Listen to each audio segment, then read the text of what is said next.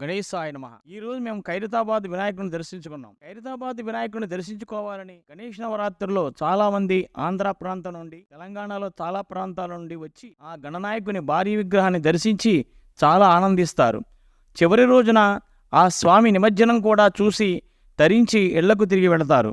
అసలు ఈ ఖైరతాబాద్ వినాయకుని విగ్రహం పెట్టడం ఎప్పటి నుంచో తెలుసుకుందాం.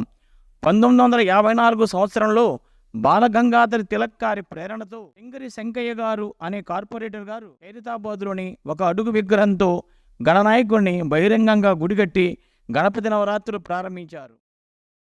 ఈనాటికి 70 ఏళ్ళు పూర్తయ్యాయి. ఈరోజు 70 అడుగులతో 7 ముఖాలంటుండే బ్రహ్మ విష్ణు మహేశ్వరులు, సరస్వతి, మహాలక్ష్మి, పార్వతి 7 ముఖాలతో 80 లక్షల ఖర్చుతో గణేశుని తయారు చేసి వైభవంగా ఉత్సవాలు జరుపుతున్నారు. ఈరోజు మేము ఆ గణనాయకుని దర్శించుకున్నాం.